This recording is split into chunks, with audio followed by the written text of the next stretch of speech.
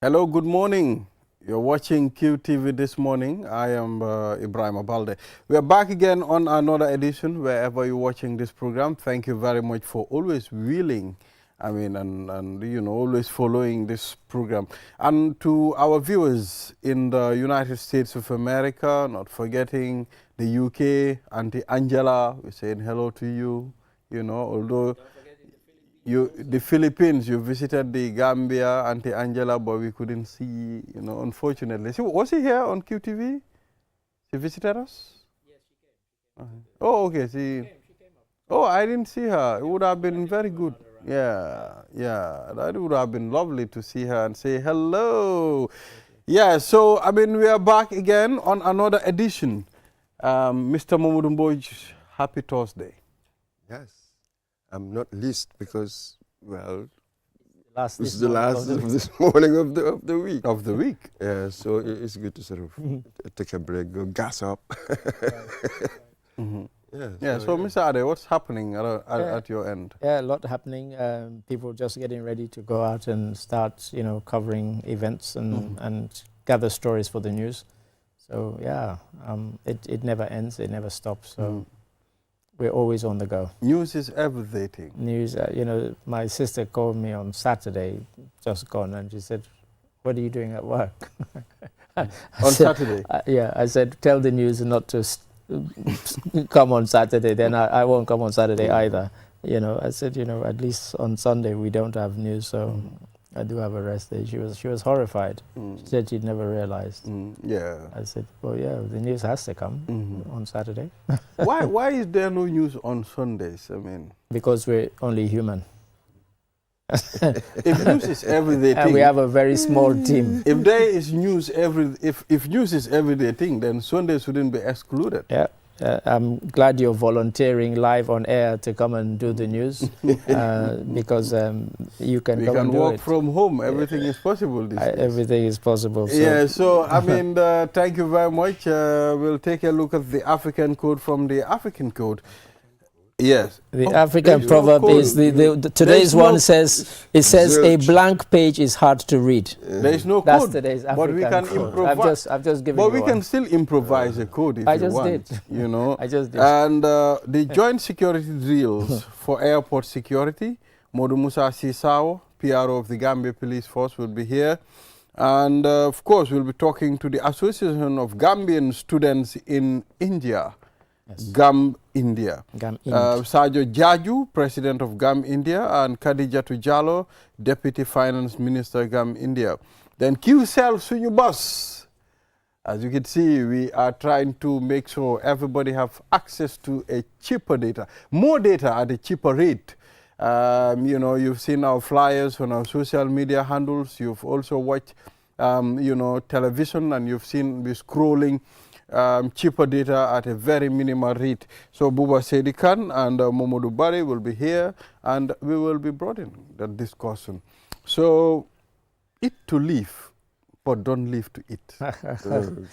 You're giving us that as our proverb, are you? Eat to live, oh my word. but don't live to eat. Yeah. So, Mr. Ade, what is your interpretation? It's a proverb that interprets itself. Yeah. But it's in a way it's a good one because there are some people who they don't kind of care and watch what they eat. They just eat and eat and eat. And, there are times when I see people and I see the plate in front of them and I think that looks like Mount Everest. You're going to finish that. And they do. And I'm thinking, how did they? And yeah, I like doing that when there is buffet. Yeah. I love doing that. But, so... I fill my plate like... And if our colleague Matilda is watching, who's at reception, she will confirm this. One day, because normally she comes in the morning with myself and Choi, our former colleague, and they both said, "What's that on your dashboard?" And it was some Afra that I'd bought from the night before, but I'd forgotten to take into the house with me. You left it in the car? And that was meant to be my evening meal. And in the morning, it was still sitting inside, on top of the dashboard. So I'd actually gone home and forgotten to eat that evening. So it can happen. So I'm one of those. I don't kind of live to eat, but I do eat to live. I make sure I have enough food that, you know, my body has the kind of sustenance and the energy that it needs, you know, for me to function properly. But, you know, I do see people who, you know, they eat and eat and eat, and you think, okay, why? All right, so Mr. Mboj, Absolutely. eat to live, but don't live to eat. Absolutely, and you can stretch it, isn't it? In all sorts of directions. Yes, outside of the Yes, obvious single. obvious one. Yeah, absolutely. quite. In even, I do not know, taking advantage of situations, how I live my life, as it were. I'll focus on what is necessary. What do I need to do? You know what I mean? This is it. I'm not simply the other way around, where I'm constantly going for things, grasping, avarice. Yeah.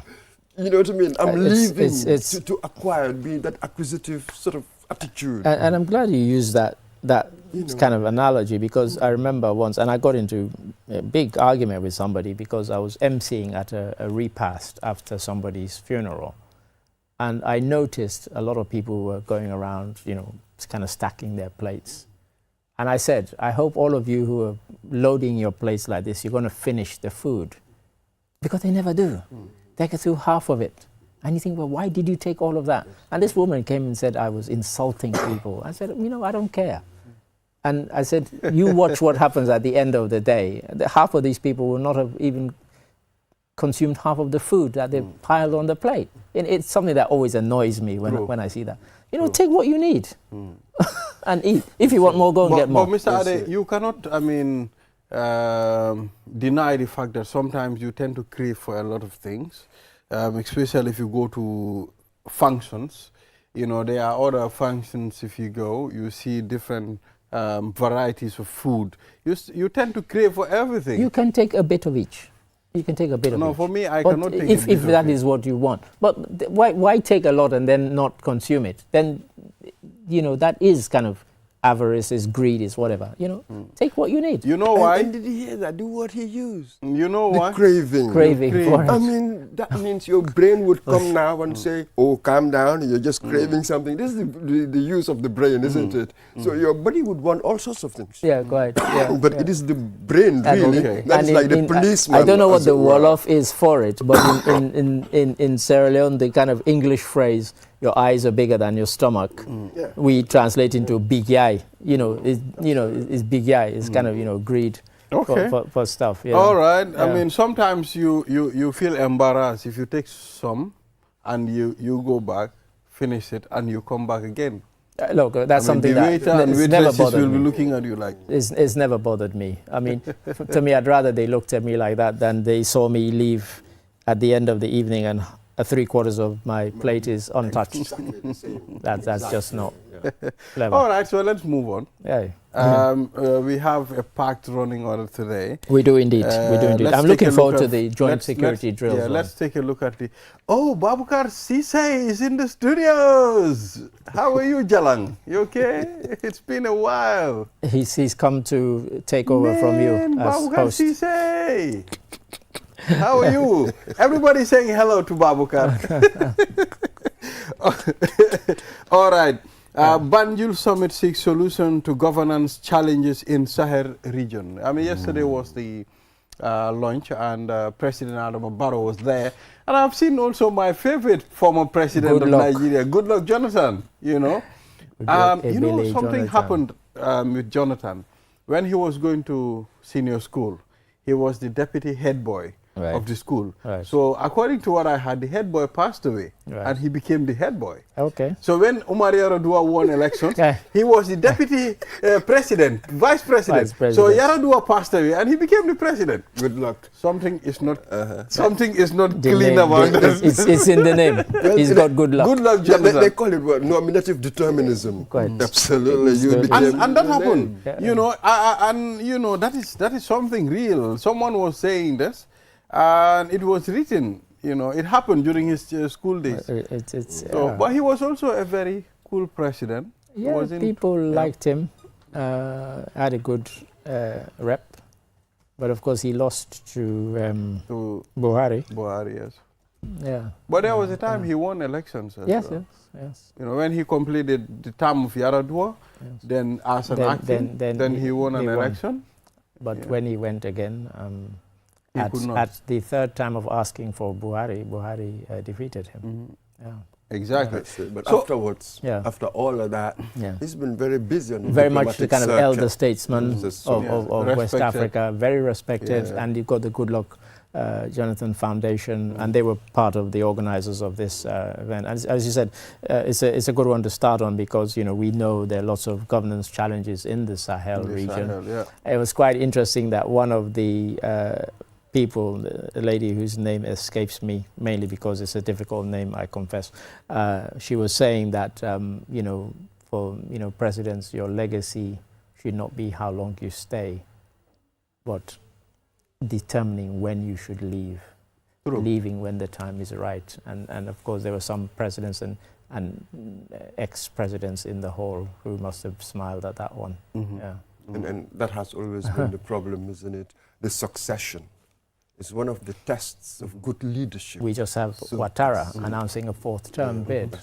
Well, yesterday I read an article. I mean, Alassane Ouattara of Ivory Coast and President of Benin. Benin president said, after this term in 2026, I'm standing down. I am just leaving office, But the other hand, you can see, I think the Benin president is 70-something. And Ouattara is now in his 82. You understand? He's young. Yeah. So you can because you've got we've got 92-year-old president, so he's young. You can see. I mean, what Ouattara didn't do during his tenure as president, he cannot do it again. Even Uganda, look at Uganda. Museveni is also running. Why not they give a chance to Bobby Wine? Probably. Why should they give people can vote for Bobby Wine if they want. Paul Biya in Cameroon, he's 92. And he still want to run? Well, he may still want to run. He just declared last week that he's going to run. And he will probably run again. And he'll be 100 if he runs this time and the next. So if he's, he'll probably run when he's dead. And the best is yet to come. Which is what he said. Yeah. This is what he said 2 weeks ago when his party nominated him. He said, the best is yet to come at 92. So, like I said, he'll be dead and he'll still be running for president. Some presidents will die while in power. Some do. Not many, funny enough. But some 92, it can happen. my friend. 92. Can you imagine? I think he thinks he'll live forever. That's why he wants to keep on running. Because, as I mentioned on the show the other week, Cameroon has only had, in 65 years of independence, they've only had 2 presidents, Ahidjo and Paul Biya. That's it. Cameroon? Only 2 since independence? Since independence, 2. That's sad. One did 20 years, this one's done 42 years. So, 43. All right, let's talk about the Sahel, the discussions yesterday. How is this going to impact, the Sahel nations? If you look at the band that makes up the Sahel, includes us, which is why the event was held here. What they're trying to do, and for me, they're almost kind of, they'll probably be upset when I say this, but kind of almost stepping on the toes of ECOWAS, really, because they're talking about governance, about trying to improve governance, improve systems. And, we talked here about the lack of functioning systems in some of these countries, and that's why some of these countries don't work. They're trying to say we should have good governance structures across the region. People can recognize that, yes, things run well in this country. It's a very difficult thing to do because the countries are so different. Geography has kind of bound us together, but that's about it. We had different colonial experiences. Some were Anglophone, some were Francophone. One of them, or 2 of them were Lusophone, Cabo Verde and Guinea-Bissau. It's difficult, very, very different experiences. How do you kind of, the task they've set themselves of having good governance structures is fine, but how do you achieve it? That is the thing. It's like, solving what's the meaning of life. How does one solve that? And now, I think we are in a sort of scare moment. The alliance of Sahel states Absolutely. And the security challenges. Yeah, go on. It's extraordinary. True. So we really have no idea. There's something that we really need to stop. Yeah. We need to stem, as It's it were. it's a real threat. You don't know how to the region. far Yeah. it will grow. Yeah, quite. It will begin to threaten even the stable countries. Exactly. The potential for Yeah, all yeah, of that is in there. Yeah, yeah. So it's a scare moment for the sub-region, Yeah. isn't it? So, and now with the alliance of Sahel states, they've left ECOWAS, as it were. But we know that we face a common threat. How do we still have that kind of Is it? relationship where we can because solve? you know, security-wise, See, that's we the do need to work danger. together with them, whether they come back to ECOWAS or not. Geography We is still need them. geography. They need, Absolutely. and they need us. They need us, exactly. You know, their security could depend on working with us, and vice versa. So at some point there has to be some sort of rapprochement. So it's like more of you know. ECOWAS, I mean, Well, they won't like this. Walking with them, Exactly, you know, yeah, partly ECOWAS, partly Yeah, Sahel. whatever, You know, so I mean, it's definitely. I think there should be a conversation. I mean, there should be a roundtable discussion in order, because security, one nation cannot do it alone. You need a combination. Let's take a look at a brighter example when the Ajama refused to go. How ECOWAS intervened, I mean, to make sure peace is maintained in the Gambia. And yeah, I really, you know, sort of agree with what you say. One nation cannot do it alone, but also if one nation falls to these jihadist forces, for example, they will use that as a base to destabilize the whole. They're already doing it. The whole region, you know, there are areas in Niger, Burkina Faso and Mali where the government has no control, really, you know, other than nominal control. And if you watch their TV, they're always showing you pictures of them drone bombing these militants, but it doesn't stop them, because those images are on Burkina Faso TV, Niger TV every day. I watch them on Facebook. You know, their channels are very good, but it's propaganda. They're not really making a dent, because these guys, the next week you'll hear that they took over a military barracks. You know, so how effective is the kind of pushback? So don't you think? That's and for me, my worry is this as well: a kind of doctrinaire diplomacy.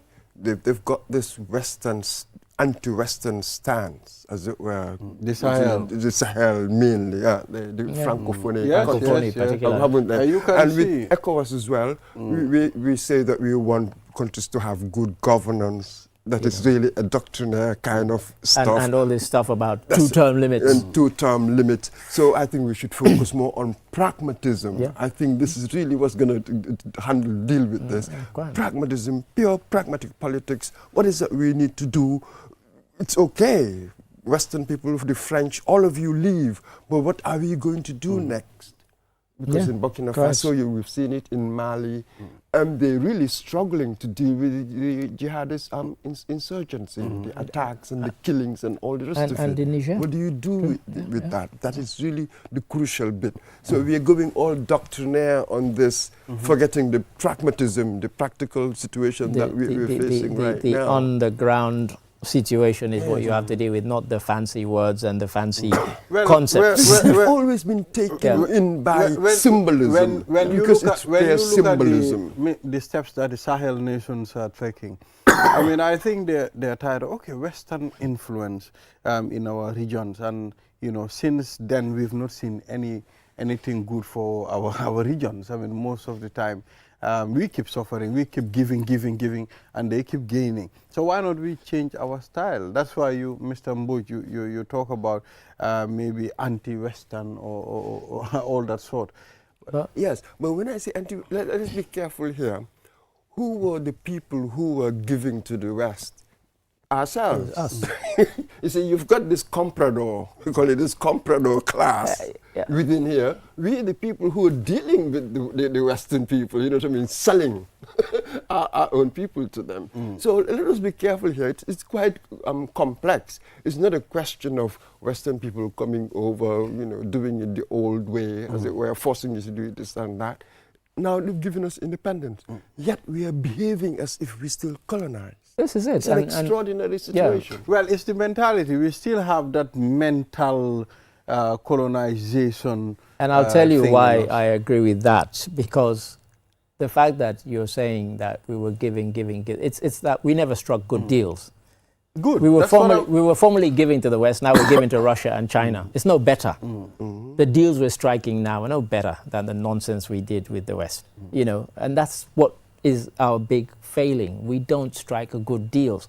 You come into my shop and I'm selling mobile phone chargers, you know, if I should set the price, because without my charger, your phone is dead.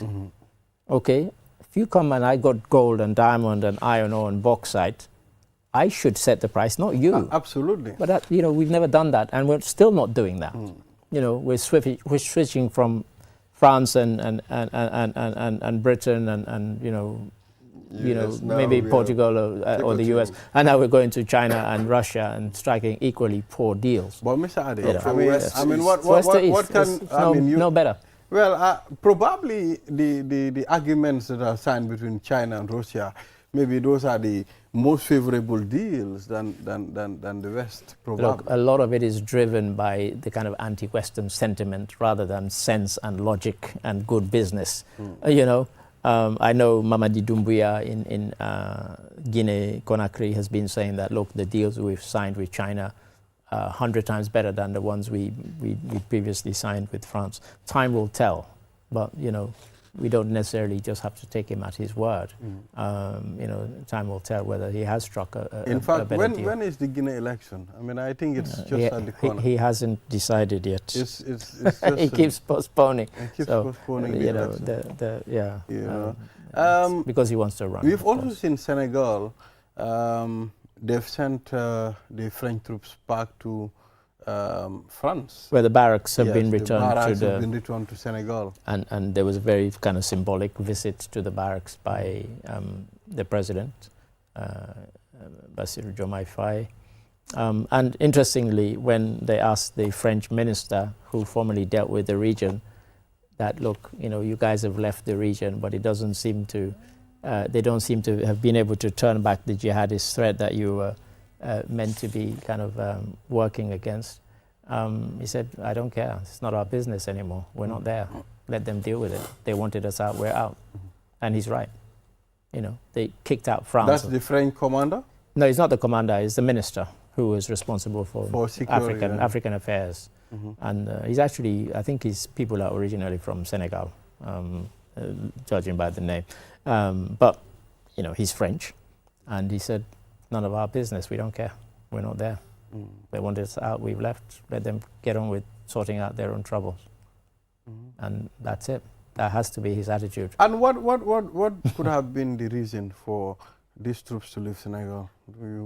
Just because there's been a kind of anti-French sentiment that isn't based on any sense or logic or just, oh, we want them out. If you want them out, do you have a plan B? You know, you want them out from Niger, Mali, Burkina Faso. For them, the plan B was Wagner, the Russian mercenaries. And they woefully failed to do anything to turn back the tide of the kind of jihadist threat, you know? And you've had this wave, though, haven't you? I think the politicians sort of tapped into it. Sort of this reflects, we've got this love-hate relationship, we feel like, with our former colonizers. Yeah. So there's been this recent populist feeling. Was it whipped up by politicians? Did they tap into something? But something certainly happened along those lines. So they're taking advantage of it. And in Bassirou Diomaye Faye, he could also sense that within the people. He knew that would be a good move. It will be a popular move, as it were. So they're just riding the wave of this anti-Western, anti-whatever sentiment. I do not mind that at all. You're anti this or anti that. What is your pro?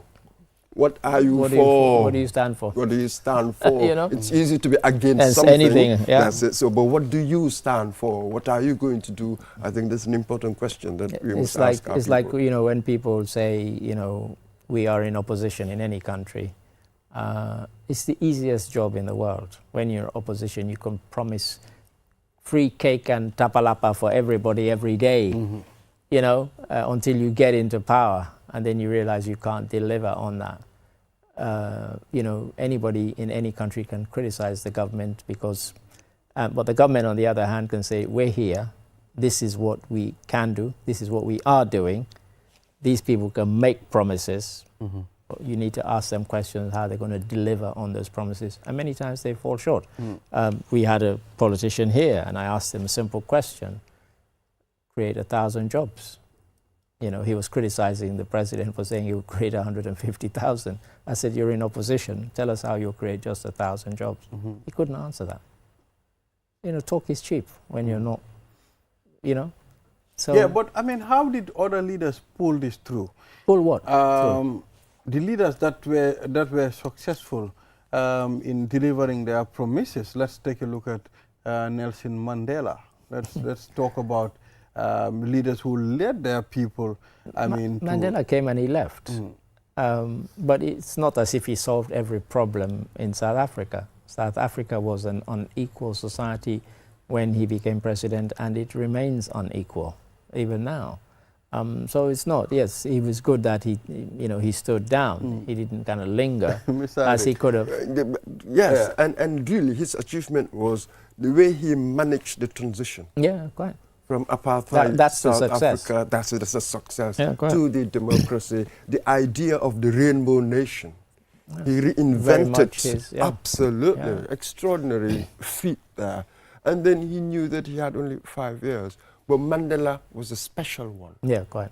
We have to say that, really. As a leader, it seemed almost natural to him. He was just so natural. So natural. And most of the others who we would have possibly seen as great leaders either overstayed the point where we could still view them as great leaders, or they were killed. So the likes of Thomas Sankara killed, so we don't know how he would have gone on. Likes of Sekou Touré was there too long. Likes of Kwame Nkrumah. Kwame Nkrumah, for all the great things he did, by the time he was ousted in a coup d'etat, he'd become a tyrant. We have to be honest about that. You know, we hold him up as this kind of man based on his words. But in terms of his deeds, the people he had locked up, the people he had killed, shocking, you know. But, you know, we talk about, so, you know, it's a difficult thing. Thank you. Mr. Ade, we've adjusted the time for the newspaper review. I wanted us to discuss Amilcar Cabral. One of my few heroes, by the way. In few seconds, then who sure. is Amilcar Cabral? Amilcar Cabral is the man who was the ideological and physical and spiritual leader of the liberation movements of Guinea-Bissau and Cabo Verde. Wow. And he led the movement and he led the war to oust the Portuguese. The Portuguese were the last of the colonizers to give up their colonies in Africa. And he was a man of such brilliant and strong ideas that the countries that live by his idea, maybe just one country really is living by his idea, is probably Cabo Verde. He's worshipped by both the opposition and even, obviously, by his own party. Really? Yeah. Even, you know, the Party for the Independence of Cape Verde and Guinea-Bissau is what was his party. But of course he was killed in Guinea-Conakry just before they got independence. In Conakry? Yeah. That's where he was. Yes, that's where he was. He was killed in Conakry? Where he was killed. He was living there. He was living there. Wow. Yes, he was living there. And he was assassinated by one of his own crew. So, and perhaps the outstanding political theorist, as it were, of liberation. Yeah. You know what Imagine I mean? these and guys. The first revolution, really, liberation battle that the African won against the European. Yeah, quite. He really beat the Portuguese. The Portuguese. And then he caused a revolution in Portugal. Wow. Exactly. Wow. All right. And when they had a coup in Portugal, the people who then took over in that coup d'etat then decided that, yes, we will give independence to our African colonies. You know, the reason why I asked. So why did you ask about Amilcar? People from Guinea-Bissau, they have so much respect for Amilcar Cabral. Even if you enter in their houses, you see his portrait everywhere. It's the same in Cabo Verde. Everywhere, even their shirts, you see Amilcar Cabral. Everywhere. And of course the famous woolly hat. All right, thank you viewers. We'll be right back. After the break, then we'll engage the police PRO on the joint security drills for airport security. We'll be back. Q Money and Orange Money has just made money transfer easier. Now you can send money from Gambia to Senegal directly from your Q Money wallet. So what are you waiting for? Get your Q Money account now and start sending money to your friends and families through Orange Money in Senegal now. For more information, call our customer care on 133. Q Money, Sunu Kalpe. Terms and conditions apply. Mitoma. First time cross, really threatening, and it's dropped for Minte. Rifled in! Out. Did you know you can buy cash power using Q Money wallet absolutely free up to $30,000 Cs? Use our app or dial 323 hash and select Q Power.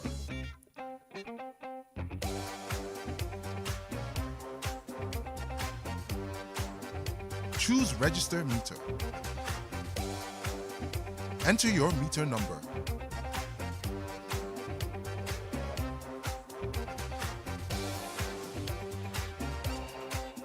Dial *323 hash and follow these simple steps. Number 1, select option 3 for Q Power. Number 2, choose option 1 to buy any amount of Q Power.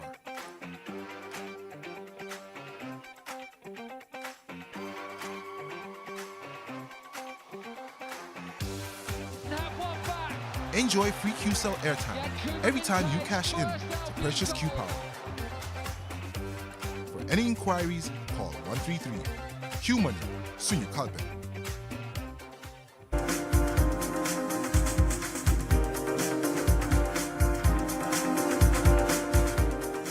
We are back. You are watching QTV this morning. I am Ibrahim Abalde.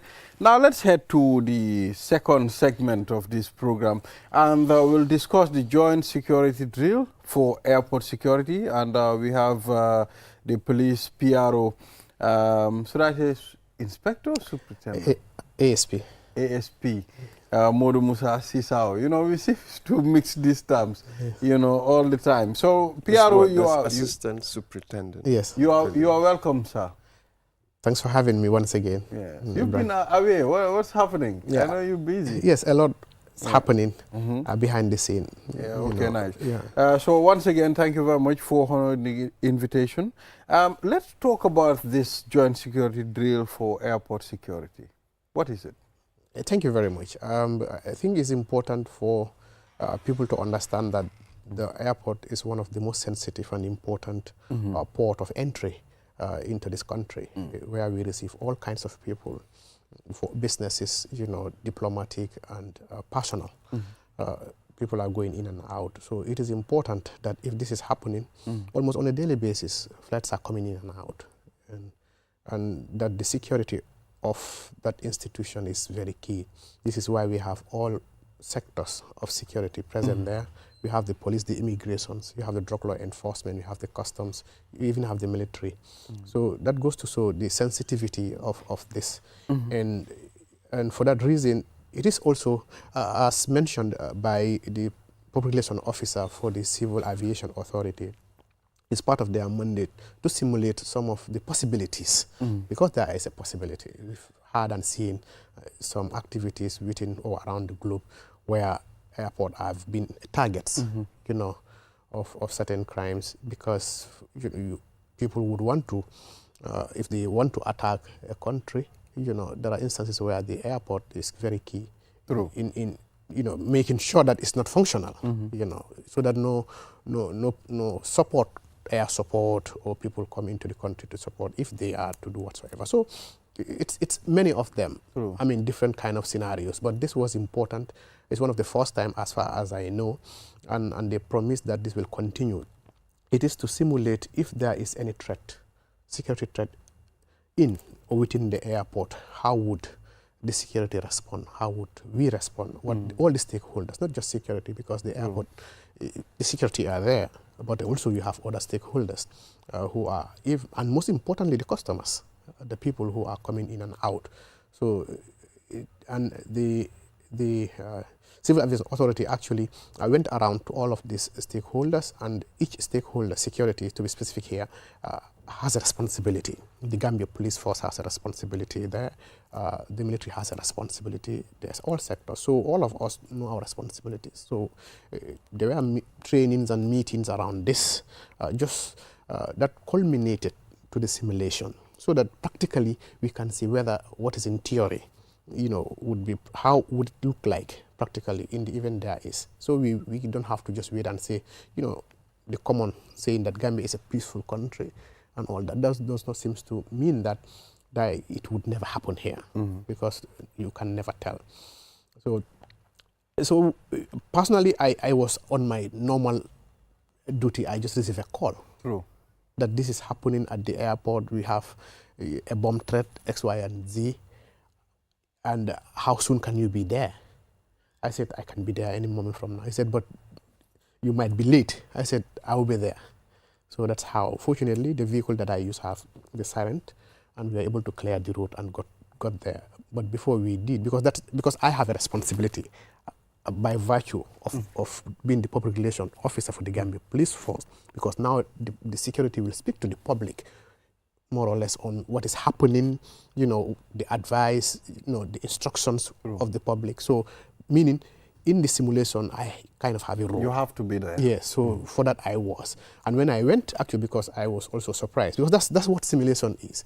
I found security everywhere. I found the military. I found police officers and all that. And I also found the people who are staging this, and they have their operation center, emergency operation center. You have a stage where you have people and suspects. And I was informed that it's a bomb threat. And, so I actually have to now talk to my counterparts there. And one key counterpart is the public relations officer for civil aviation, to understand how far before I came, what's happening, to update me so that I'll be able to see how I relate that information, working also with my colleagues, the officers from the operation and all that. So we just want to know, I mean, this call you received, was it all part of the training? Exactly. That's what I'm saying. To you, it was a bomb threat. Yes. So, I mean, they were trying to gauge your reaction. Exactly. And how you're going to make sure you stabilize things. And the response time, because that is very important. Emergency response time is very important, because if you are needed at a place, what is the time it will take you, for example, from Banjul to that place?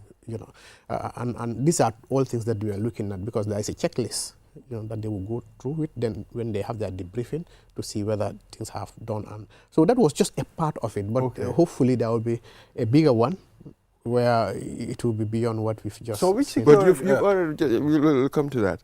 You've already said it's a simulation exercise. And a simulation must feel real. Yeah. It must be real. But what I want to know is, you said this was the first time, as far as I know. you're aware, that you've had this. Yeah. So I'm wondering, why now?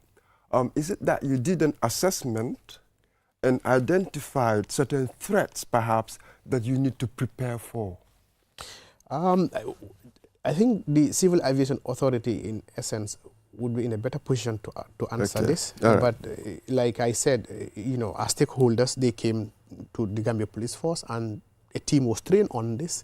Because we also have the airport security, where the police are, responsible for this. So by virtue of that, we are there, and we are part of this, and we are central in this, because it's an internal security matter, So, but also, another simple answer to this is that we have to realize and understand that things have changed globally and in this country, and we have to also conform to international standards. And I think part of what I heard them say is part of the requirement for the Civil Aviation Authority, because they're also part of the international body, that this should be in place and all that. So generally, I think in a way it's trying to live to expectation and also ensure that we are ready in the event there is any. That's it. I think the question you were going to ask, I think it's about agencies. Yes, there that are we are so part many, of the training. So many. How do they coordinate? Yes, that's what there is a coordination center, there is a command center, because when you talk about security is easy to coordinate, because security is just the command. You have someone who is responsible. But there are many agencies. This is what I'm saying, because when you have command, because you have the leaders there, and within the leaders you have someone who is responsible. and that person who is responsible now would give instructions to different units, and they would now take that instruction to theirs. For example, you have the police, you have the fire service, you have the customs and excise, you have drug law enforcement, you have SIS, you have the military. So we are all there, and also with the civil aviation security and other stakeholders who are critical. But also we've seen the Red Cross there. Red Cross was also there for ambulance services. So what we're trying to say is that because we all had our training in instances that this happened, then we know how to respond, because there are people who are already trained on this. They know how to respond, meaning it's just for them to get instruction that this is what is happening, and they would just respond. And when they got on the ground, based on the realities on the ground, because this is theory, but based on the realities on the ground, then each and every one of us is expected. But again, remember, there are stages of engagement. There are stages of engagement. Military, the PIU, the general duties and all that, we don't just all come at the same time. For example, let's say there is a threat. Who detected this? How does it happen? Maybe the intelligence, maybe somebody would flag this and it will be reported. When the threat is real, you understand, then the police are involved. Police are involved, then police would activate the response for the intervention unit to respond.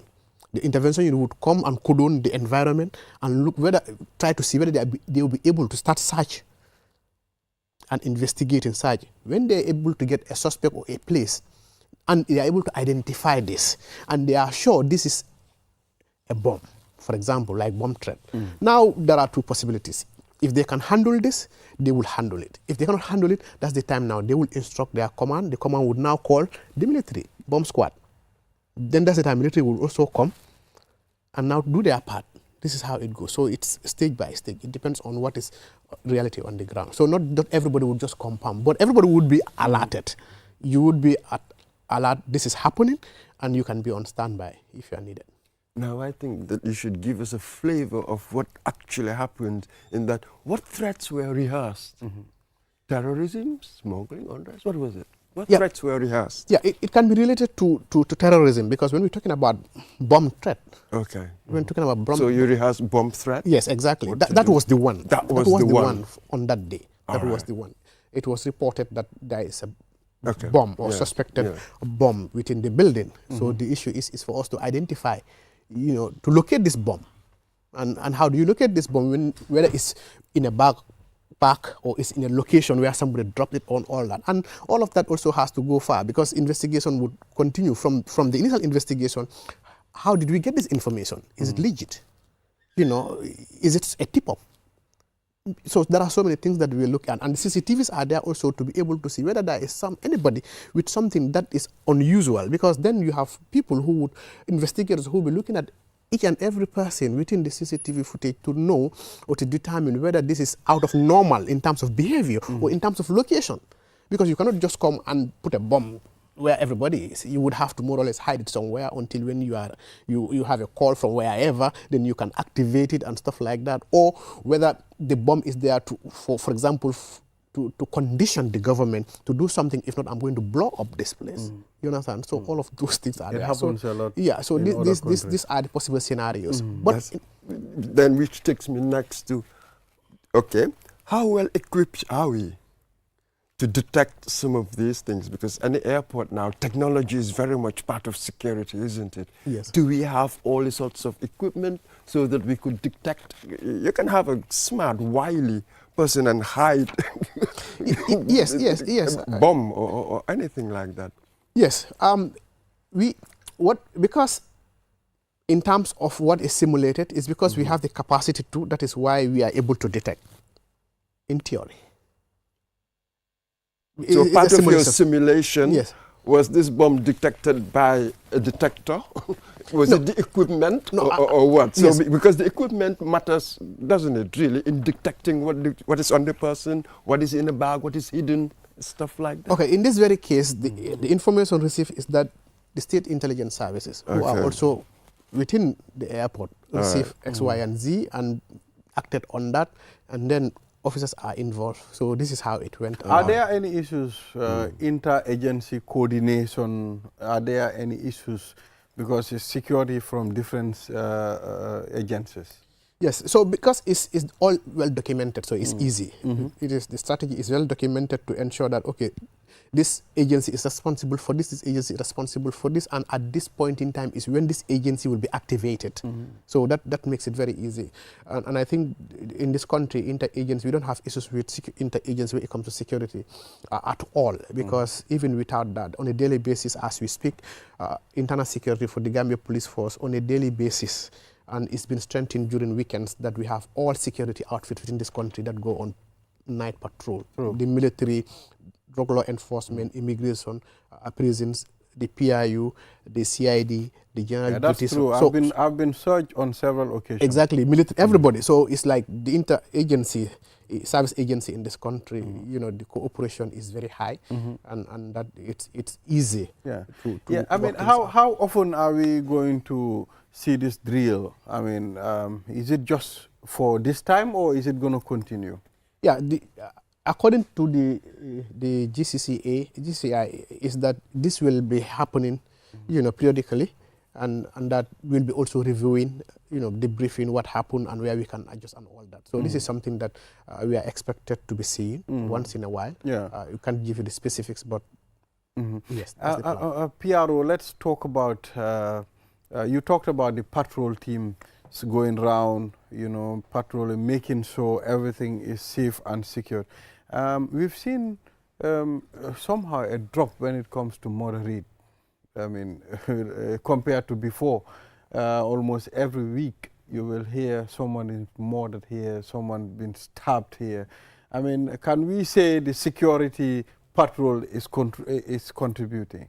Very well, 100%. Because, you know, when this happened, we strengthen, we also understand where these are happening, and that we also, I mean, that's where we send our elements to ensure that, you know, there is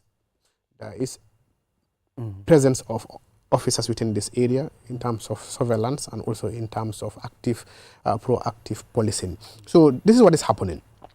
Because of that, things have changed. We used to have only weekend patrols and all that, and in the nights, because at a time, you remember the course time when we used to have course, because there are many clubs, there are many programs, yes. you know, and after the programs, a day or 2 days after the program, you would hear a lot of people who died allegedly out of kush, and then we ensure that the entire weekend. But that trend changed to something like suicide, to something like stabbing and all that. And so what we did is that on a daily basis, 24/7, they are on patrol. The Gambia Police has initiated or instituted a system of 2080 rule. I have said it here.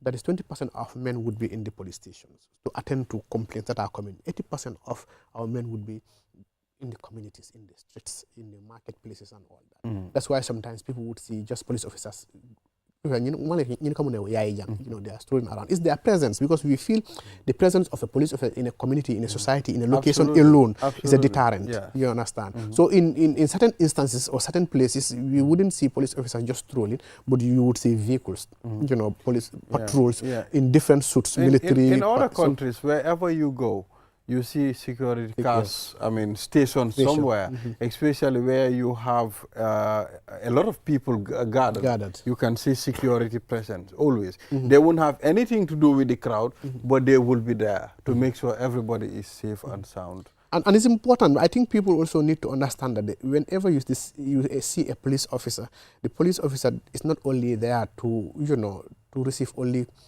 complaints, you know, reports, but you can ask for service. You know, I'm new here. I want to go to this place. How can you help me? You know, we are here to give service. The police officer might be the person who would know the environment better than anybody else. That is the expectation, because it's their patrol area. When you come, for example, coming from Brikama, you're going to Banjul. You've never been to Banjul. Or you are from Banjul, you're going to Brikama. You've never been to Brikama. Because we have those scenarios in this country, funnily, that people would go for. I've seen someone from Brikama, he've never visited Serekunda before. I mean, I was surprised. You know, so if you would be doing that and you find a police officer, I think the best person to ask for direction and the best person to ask for help is the police officer. Thank you. Finally, PRO, I mean, who ordered the arrest of the guy who refused to sell bread $12 in Brikama? I mean, your police from Brikama, they went to the guy's bakery, I mean, to arrest him, close down his bakery, or else he should start selling bread $12. I mean, is the Gambia Police Force aware of that? Yes, we are aware of this.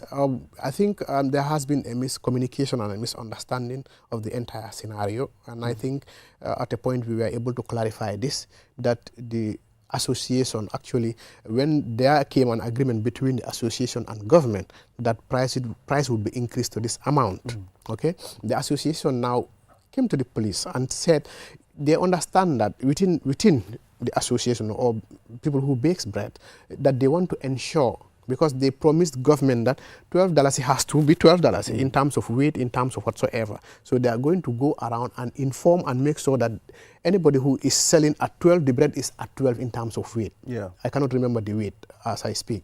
So, and also the you know, some of those factors. So when they went to this particular one and they found out that this person was selling at this bread, then there came this confusion, push and pull, that they have to sort it down and XYZ. That was not the reason why the police officer was accompanying them. Okay. So when it got to the attention of the police is when the police actually called it off completely. To call off, because this is an association. True. You understand? And we all understand by definition, association is you want to be a part of something. You understand? If you're not part of an association, you are not binding by the rule of the association. You understand? So, and if it is, you know, for example, food safety and whatsoever, these are laws, these are constitutions that the police is mandated to enforce. Exactly. So that we cannot say, okay, we are not there. But that was not the reason why we were there. And when we realized this was happening, and you know, the leadership of the police instructed them to stop that, because for me, as far as I know, bread is the same. For example, this is an iPhone 14, I can buy it, for example, 50,000. Another person is selling it for 40,000. You cannot force me to sell it for 50,000. It's my thing. Exactly. So if there's going to be any losses, what we have problem with is this. Since there is an agreement that the ceiling is 12, anybody who is going beyond that, 15. That's where the problem is. Yeah, but if I want to come down, even if you say $5, if you want to sell it at $5, if you sell it at $5, problem, yes. Yeah, because the loss is yours. Yes. You know, that is very. I know, but that is very interesting. Yes. Because in a free market, if I want, I can go to 15.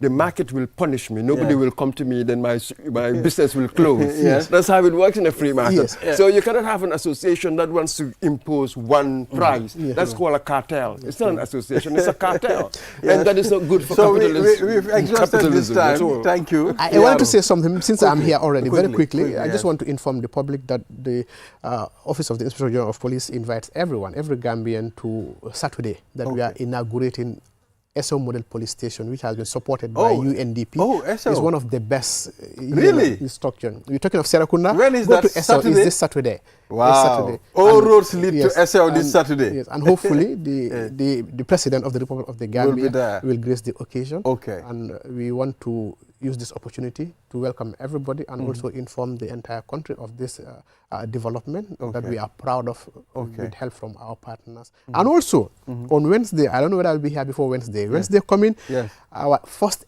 ever such a badge, more than 1,000 recruits for the Gambia Police will pass out at Makati Square. And after 6 months of rigorous training, and also His Excellency, the Commander-in-Chief of the Armed Forces, will also attend this passing out. Thank you, Piaro. Thank you very much, Piaro Sisao, for always willing to talk to the media. I mean, Piaro, we've seen how you try to bring everything to light as far as the Gambia Police Force is concerned. So we are grateful. And the police is our friend, and we are friends of the police too. Certainly. Yeah, so thank you very much. We'll be right back after the break. Friends and watchdogs. Hi there. My name is Nuruddin Adams, a proud product of this noble institution. Heritage Christian University is not just a learning place, but a community that transforms lives and empowers its students to become compassionate entrepreneurial leaders. My journey here has truly been life-changing, and I invite you to come experience the same. Whether your passion is into business, nursing, midwifery, psychology, communication studies, multimedia technology, information technology, or theology and ministry, Heritage has tailored these programs for both the undergraduate and graduate studies to suit your goal. If you're ever ready to take your education to the next level, then pick up an application form and join us today. At Heritage, you are never alone, as members of the community will stand and work with you every step of the way. Welcome to Heritage Christian University.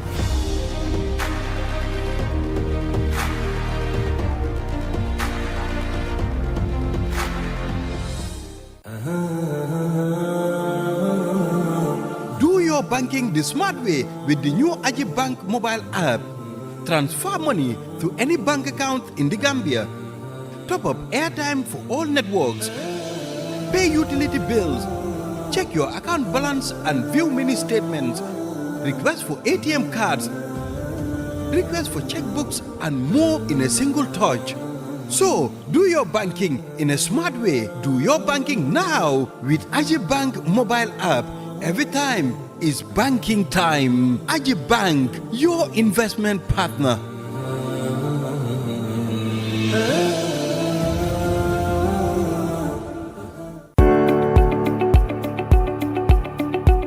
At Ajib Bank, we are more than banking. We build bridges that connect you to pivotal services every day. Do you have government bills to pay to the Gambia Revenue Authority, Comfort, KMC, or the Accountant General's Department? We've got you covered. From payment of customs and domestic taxes to GRA, payment of number plate and vehicle ownership transfer to Comfort, payment of property rates and business license fee to KMC, and payment of MR passport, business registration, fishing license, land fees, sale of assets, lease application, development permits, quarrying royalties, gravel and sand, mining royalties, and a host of other revenue lines to the Accountant General's Department. Walk into any of our branches nationwide and make your payments hassle-free. Either in person or online. Simple, secure, and immediate. With Ajib Bank, there is no need to worry about government bill payments for your vehicles, taxes, licenses, business registration, and any other revenue line. Ajib Bank, passionate about your investment. We've got you covered. Ajib Bank, your investment partner.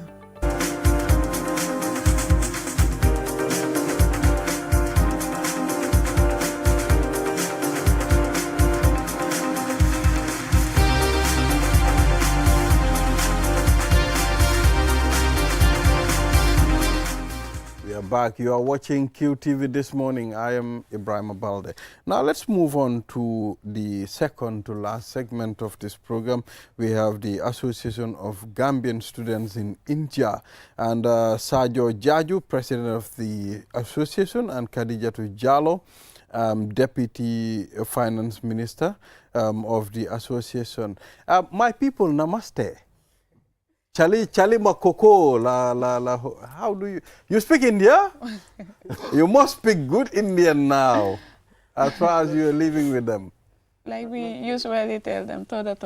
Little. How do you say good morning? So we have different languages. Oh, they have different. Of course. Yeah, they have different Indian languages. Yes, sir. Like the Jola that speak British Jola and the Jola that speak Gambian Jola. Exactly. All right. So, gentlemen and lady, it's good to have you here. Let's start with the lady first. This is the rule that we have in our studio. You know, you're the finance minister. Deputy finance minister, rather.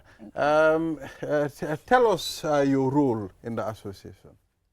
Thank you very much, sir. Good morning, Gambia. I am Khadijatu Jallo, like he rightly mentioned. The Deputy Finance Minister. So part of my roles are like handling the finance of the association, that is like the monthly contributions, the donations, handling the loan process, with the loan applications, and then everything that has to do with the finance, like budgeting, like covering the events, our annual events. We do have different events. So our department or our ministry is responsible for drafting the budget, distributing the money, collecting and issuing loans to the students when the need arise.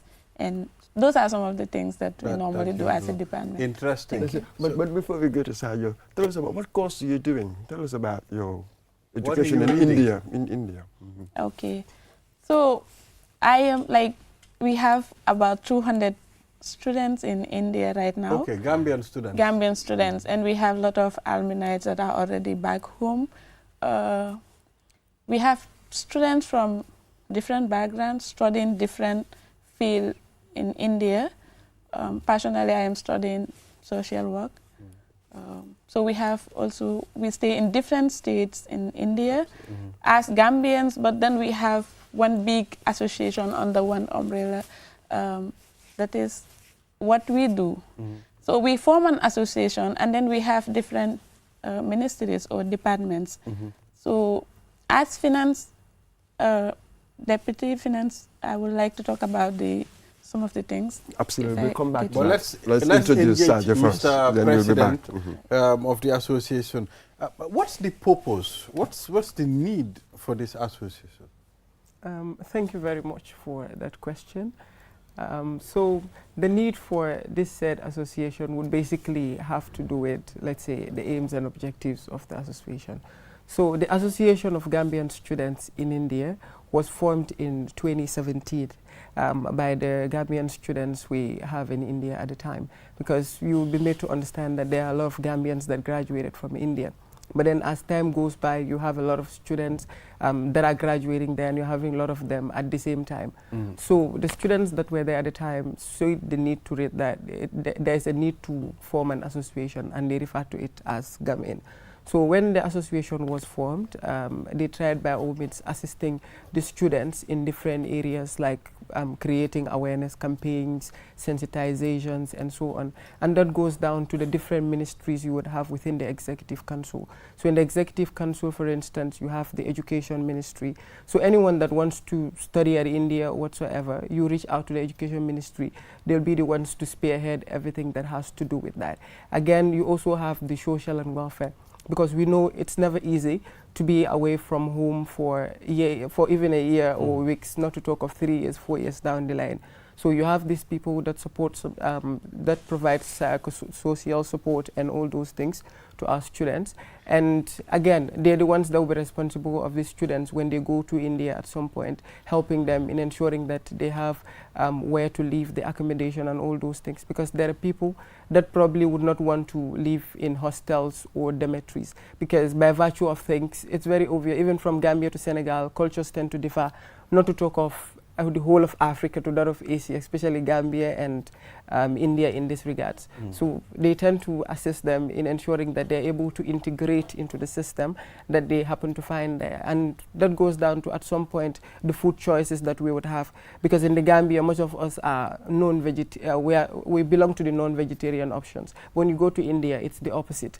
So per se, some of our students will struggle in that aspect, and that's where you have the Social and Welfare Ministry coming in, assisting the students on where to live. And by the way, since we are Gambians, and it is said no matter how long a log stays in the river, it can never be a crocodile.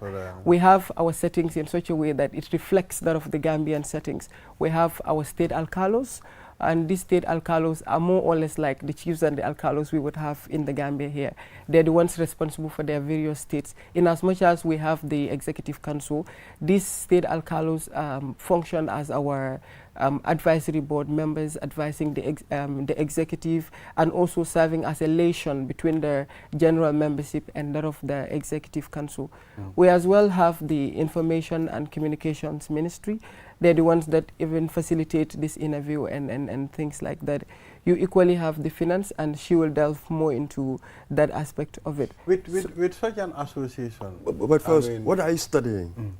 Bachelor's Aeronautical Engineering. Aeronautical Engineering, yeah. Okay. With such an association with so much responsibilities, I mean, to a land whereby cultures differ, especially India, do you receive support from the government of the Gambia? Yeah, so I think that will go down to the challenges we face as an association, because by virtue of things, you come to the realization that Gambians studying in India are doing very well. So with this, I'll say kudos to the Gambian Embassy, which is the Gambian High Commission in Delhi.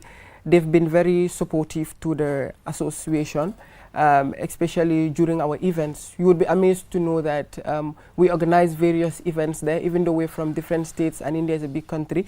But every year we celebrate the Gambia's independence anniversary. And when we're celebrating it, you would have members of the embassy attending it. If the High Commissioner himself is not in attendance, he will try by all means to delegate somebody that is going to represent him at the said place. So even the last Students' Week that we had, we received support from the embassy. But then And again, you know, it's not, the embassy is not there for just the students. They're there for the entire or the larger Gambian community.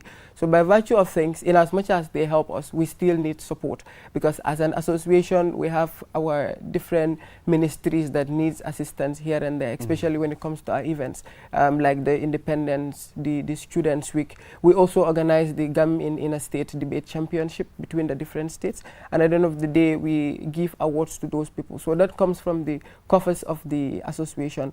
But you come to realize that at some point, that funding is a problem, because most of the contribution we are doing, that is the annual subscription, is just 1,000 rupees yearly. And once that is done, at some point, it doesn't cover for everything that we would need. So at some point, from that money is what we would use to give loans to our students, like per se, they pay us, and then we give it back. How much is 1,000 rupees in Gambian dollars? Approximately $800 to $900, I'd say. Yeah.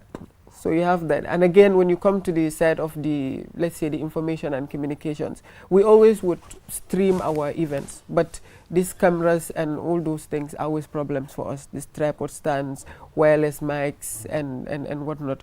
So at some point we struggle with that. For the embassy, they are very, very supportive. And with this, we would like the Gambian government to know that Gambian students in India are doing very well, and that like they extend a helping hand to us, being it the private institutions, business organizations, that of the government in this regards, and every other individual that believes they could help us out, because, you know, we're doing very well there. And you will also be amazed to know that we're the first Gambian student community to organize the Gam Diaspora Debate Championship.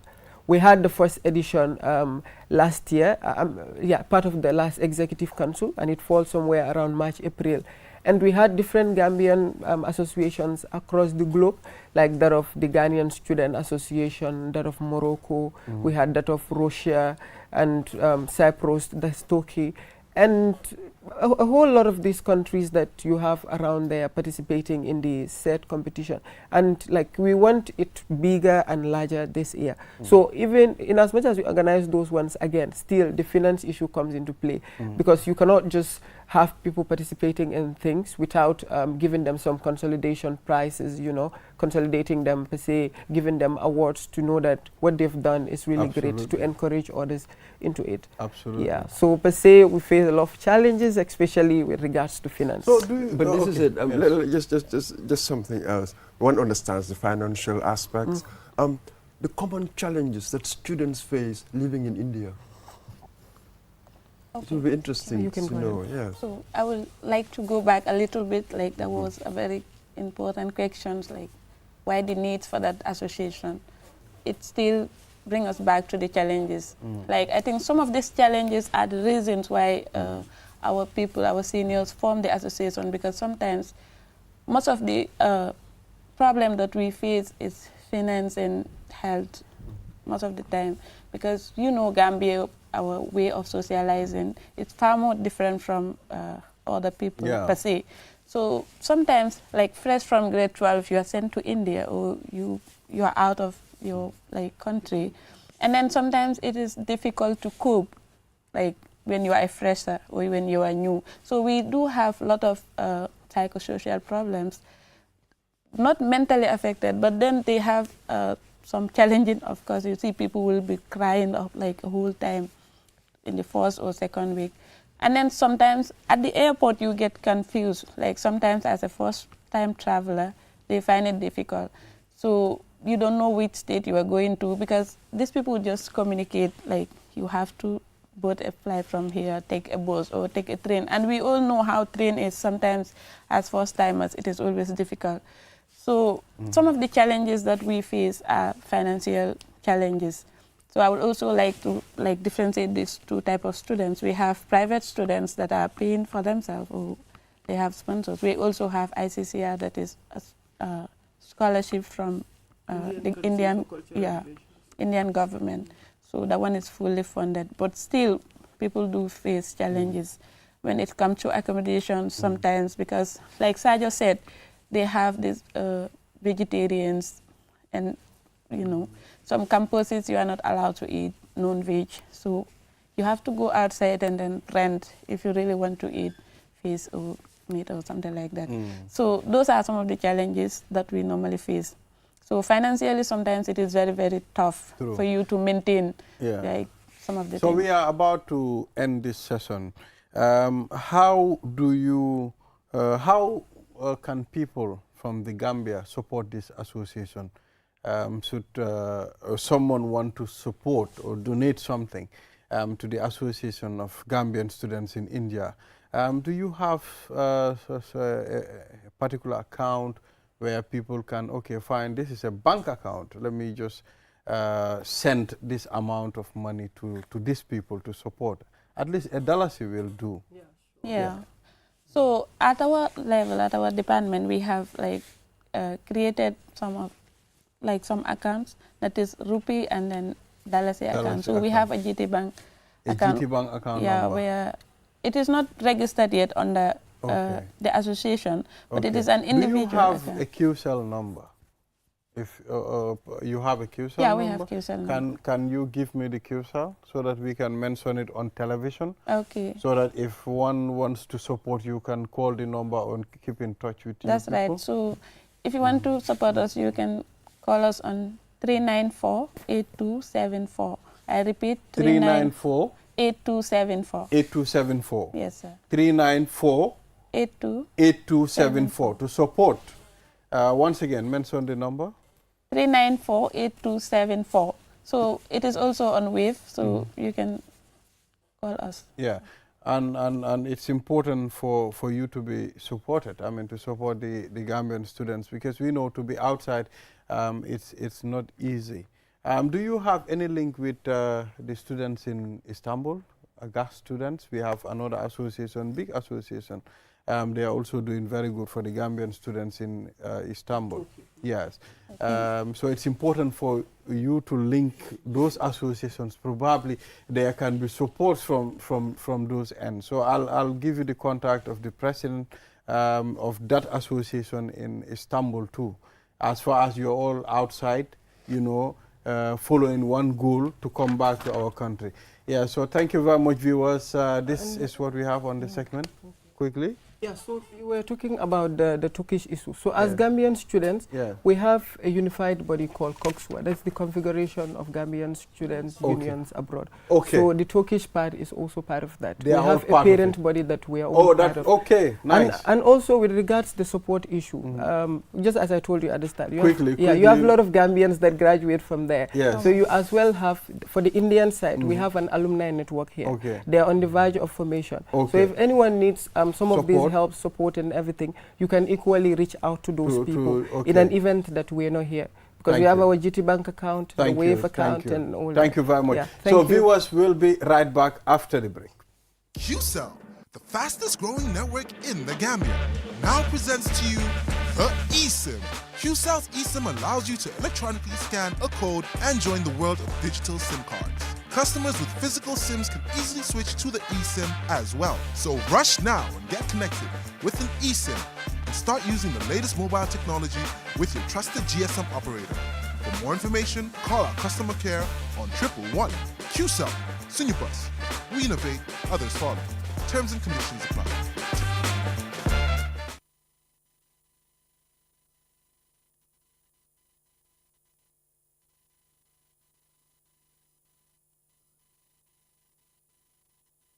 Q Money and Orange Money has just made money transfer easier. Now you can send money from Gambia to Senegal directly from your Q Money wallet. So what are you waiting for? Get your Q Money account now and start sending money to your friends and families through Orange Money in Senegal now. For more information, call our customer care on 133. Q Money, Sunu Kalpe. Terms and conditions apply. Mitoma. First time cross, really threatening, and it's dropped for Minte, rifled in! Out. Did you know you can buy cash power using Q Money wallet absolutely free up to 30,000 Dalasies? Use our app or dial 323# and select Q Power.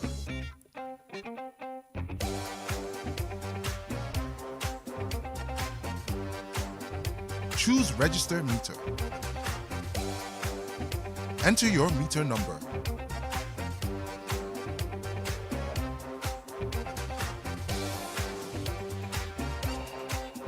Dial *323# and follow these simple steps.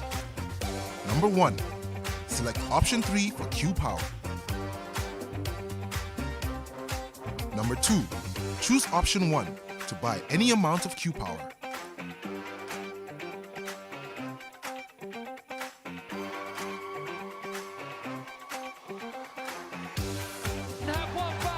Enjoy free Qcell airtime every time you cash in to purchase Q Power.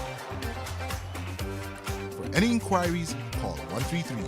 Q Money, Sunyu Kalbe. Hi there, my name is Nuruddin Adams, a proud product of this noble institution. Heritage Christian University is not just a learning place, but a community that transforms lives and empowers its students to become compatible.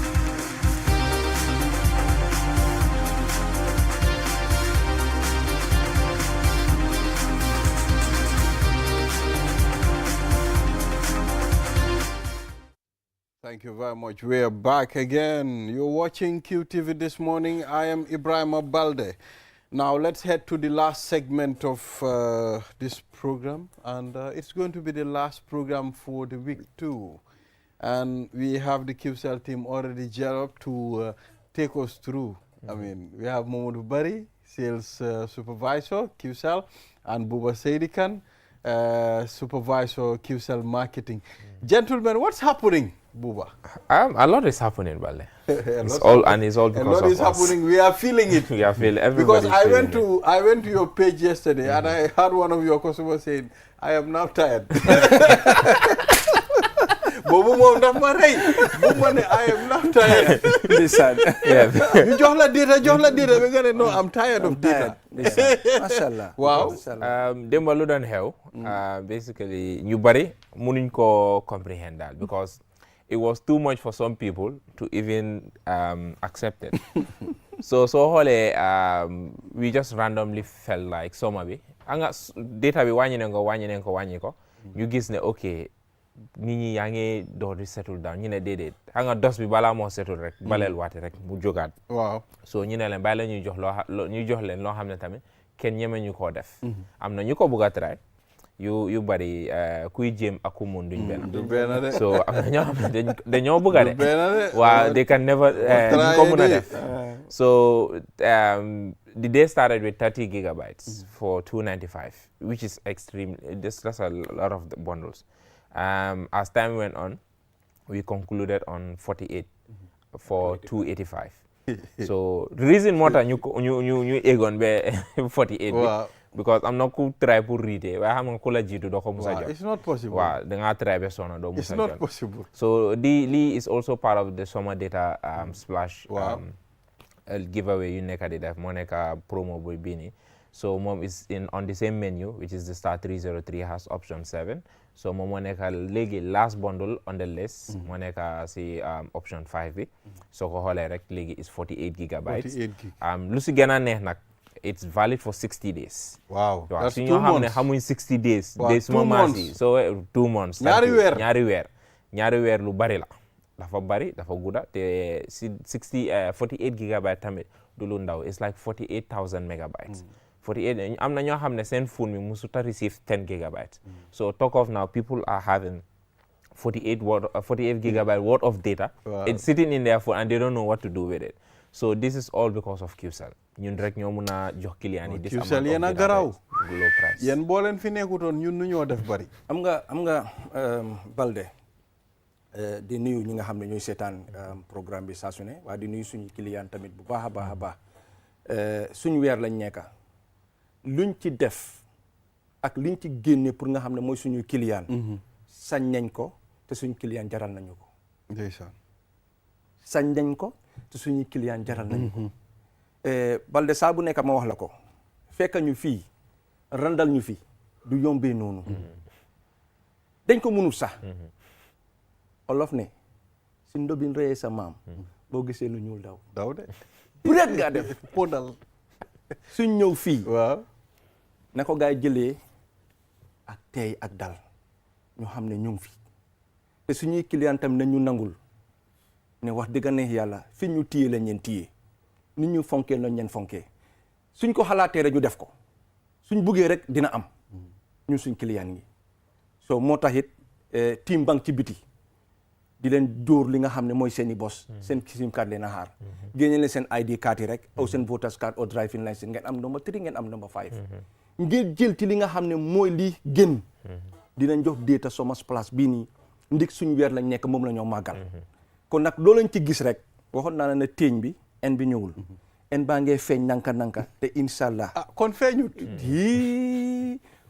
fii ku fee jéem dara laa wax kon en bi feeñut ku fee jéem dara dañu fi fekk inshallah rabbi kon yéen seen teeñ moo diis bu keneen try leneen waaw ku try rek dañu fi fekk ñu ngi ne ñoom ma toog di leen xaar pour delloo askan bi lañ soxla kon nag ngàcca ngaalaama ci li nga xam ne mooy client yi Qcell waaye di leen wax ne rek suñ 16 years ci weer bii moom la ñoo continuer di màggal waaw ñun ñoo ko moom na gars yi understand loolu ñoo ko moom waa ji dafa doot di tekki dafa doot di am daal mu dem ci kilifa gi ne ko bàyyi dama bëgg nga advice ma bu ma nag daf dee enjoy sa story waa ji mu ne bàyyi dama bëgg nga advice ma ndik maa ngi doot di am tuuti waaw bàyyi ji na ko doom toogal mu toog mu ne ko bàyyil ñaar yi te nga téye ñaar yi mu ne ko mu ne ko bàyyil ñaar yi te nga téye ñaar yi ñaar yi mu war a bàyyi mooy ku la tooñ nga baal ko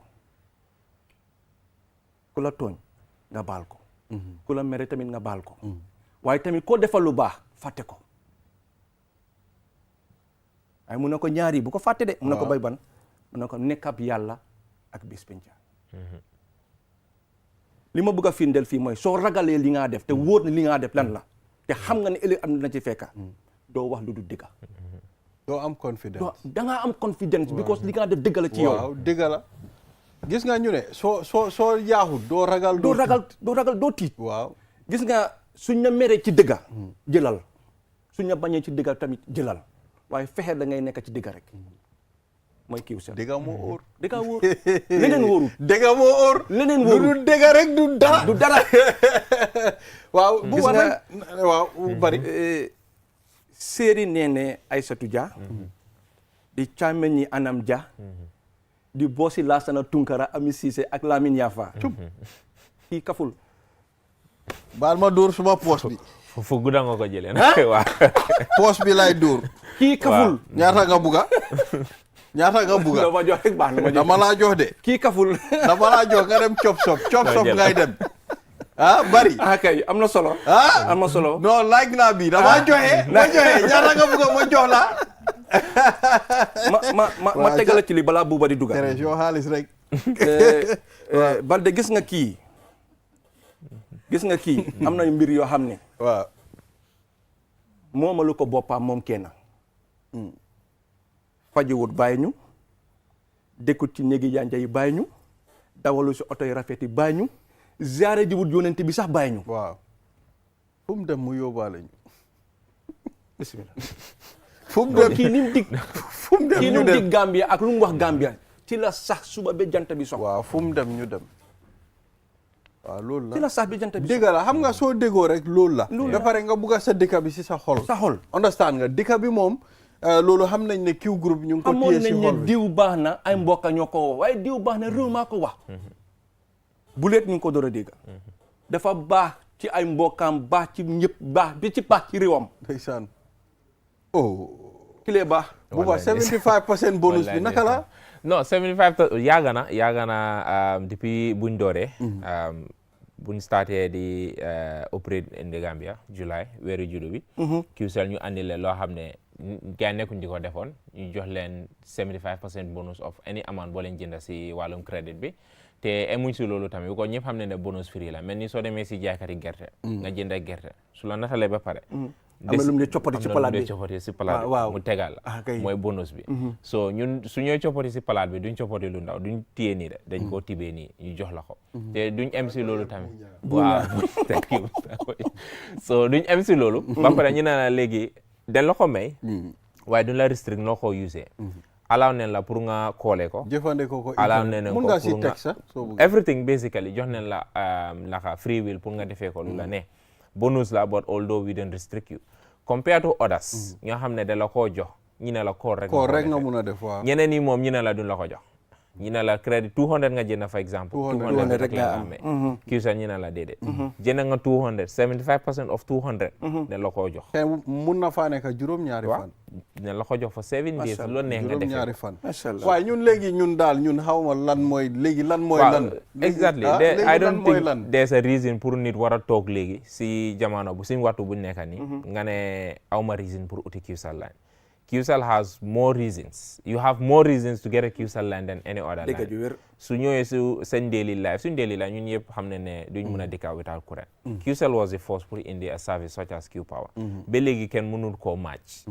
non Q Power moom different type kenn mënul koo match. Q Power moom allow nit jënda cash power. amoon na benn bés ñu toog si kër bi.